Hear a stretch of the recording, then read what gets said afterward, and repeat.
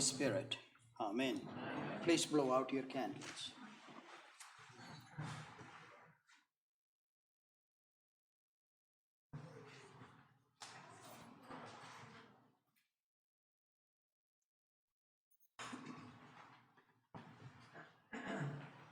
My dear sisters and brothers, wish you all a blessed and Merry Christmas, and thank you for being here this evening.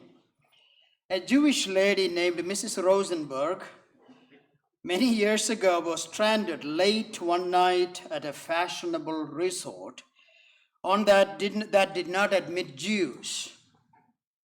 The desk clerk looked down at his book and said, "So, sorry ma'am, we do not admit Jews and the hotel is full." And she looked at the sign and it said, "But your sign says that you have vacancies." And the desk clerk looked at her, looked at the sign, and she said, "Do you know that we don't admit Jews in our hotel? And so there is no way we can take you." But then she said, "You know that I converted to your religion."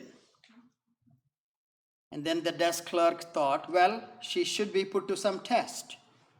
"Oh yeah, let me give you a little test. How was Jesus born?"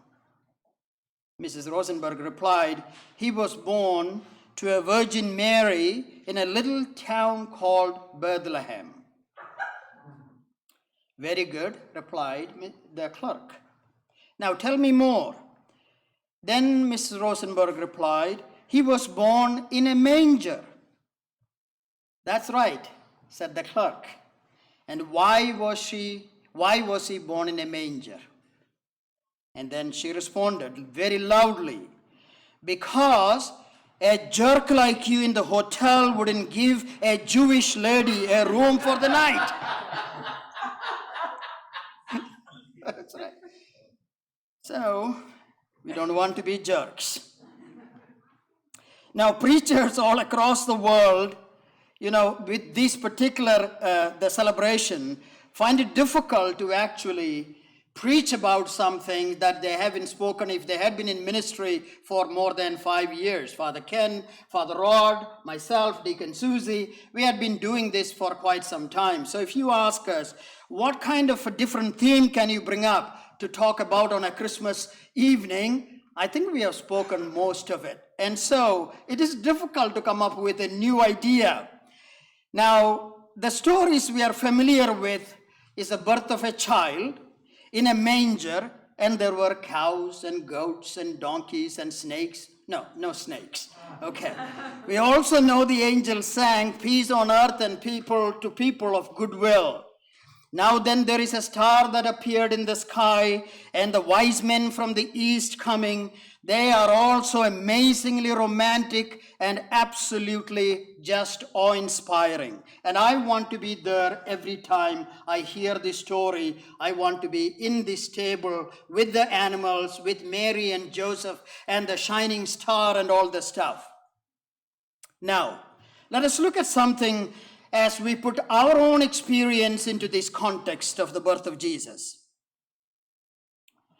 How many pregnant women here would like to travel on a donkey to a distant land, away from their comfort of their mom and their dad and their friends and family, because some crazy leader said it is time for us to count the number of people?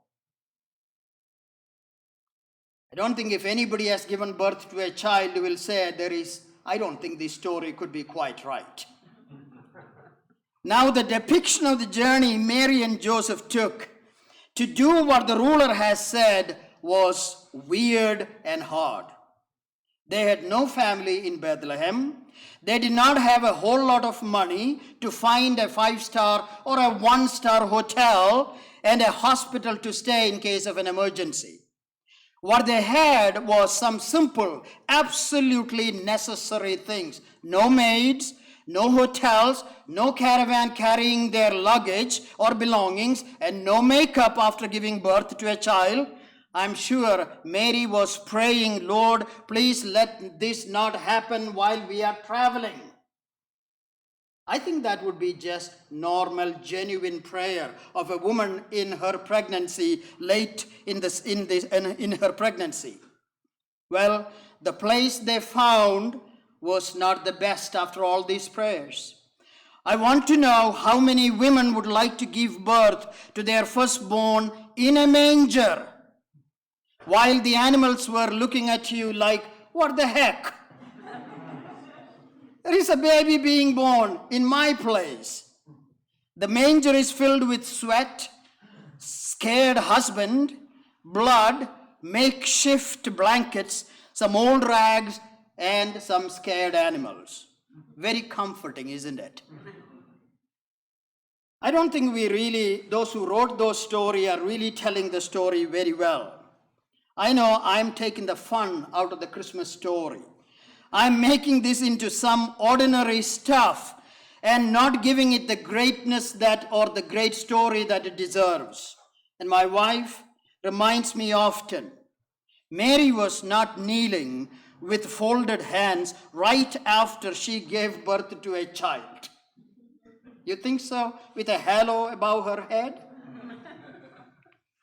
This image surely is done by a man who has not given birth to a child.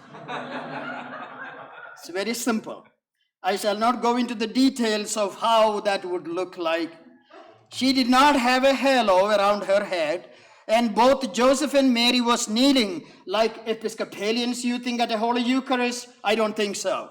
They were not singing holy, holy, holy at all. I wish I knew some of the bad words Mary must have said. Because my daughter and I are in the habit of collecting some bad words for some use at the most needed times. So, I want to know what exactly she said. I'm sure she did not say bad words, but I read somewhere, some time back, that smartest people on earth say some bad words. Is that true? Yeah, I think so. I don't know if Mary said any bad words, but I'm sure Mary must have had some unusual expressions or feelings when Joseph tried to tell her, Mary, calm down. Mary, we can get through all of this. It is not that hard. It is going to be all right, Mary. It will pass. And Mary would have broken his wrist and said, you have no clue, Joseph. Shut up. It is all your fault. That's what I think. Poor shepherds were tired and they were ready to fall asleep. They were not waiting for some sort of an apparition of an angel. And when angels appeared in the scriptures, as the scriptures say, I'm sure they were sleepy. They were not very excited to get up where they were after a long day of work. When they finally got themselves to the manger, I'm sure they didn't see a little baby shining with halos. They saw a baby dirty, not cleaned up, and a mother and a father tired.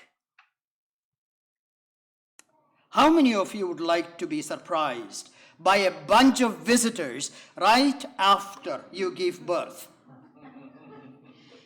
And if there is anybody here who like to greet a stranger at this time with a smile and a bow, I'm going to call you Blessed Virgin Mary is again alive. I don't think it is easy.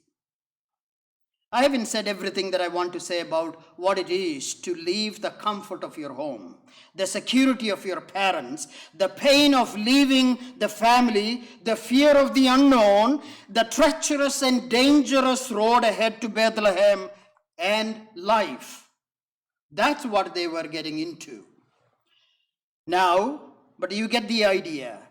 The journey Joseph and Mary took to get to Bethlehem was not paved with gold or safe with gods.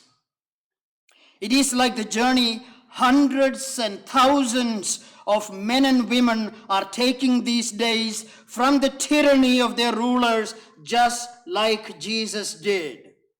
It is like those who are traveling from Afghanistan, from Haiti, from Syria, and from Israel to Europe, to America, to the first world, and afraid of being rounded up by soldiers on a horseback. That was the reality. It is not beautiful at all. What is theologically significant is that Joseph and Mary, despite leaving their birthplace, did not leave their home. They carried their homes in their hearts. They made their home where they landed. Nothing unsettled them, even though the pain of leaving the comfort and security was scary. What they had was simply each other. And they just loved each other, waiting for the best moment that was promised to them by the angel. They made their home because they made each other their home. They made each other their home. Jesus was not born in a manger, but in the home of Joseph and Mary, in a stable that they made their house and their home because they made each other their home. So Jesus was born in the home of Joseph and Mary, in a place that was occupied by the animals. But the home was in their hearts, and they couldn't be stolen, driven away, or taken away by anybody. That's why all these poor migrants are not afraid to travel long ways to find and establish their home in the comfort of people who love them. And we have an opportunity to make homes for them. And Christmas can come alive again and again. That's why Pope insisted with the leaders of Europe and the first world to open their hearts and give room to those who are searching for a home, to share with them the love that they are seeking and security they are looking for, those who are traveling from the comfort of their homeland. Don't you know mom's food is always the best, even though she took it out of a can? And we always say, Mom, how did you make that? It's the best food. And Mom shares with you the recipe. I just bought Walmart's can of soup. Don't you know Mom's bed is the most comfortable, and you can fall asleep comfortably when Mom is watching you, even though the bed is not the softest bed you will ever sleep in. Don't you know when you get home to your parents, you are ready to fall asleep? That's been my experience. That's how I know Christmas is actually alive. Because I'm in the company of those who have made a building into their homes with love.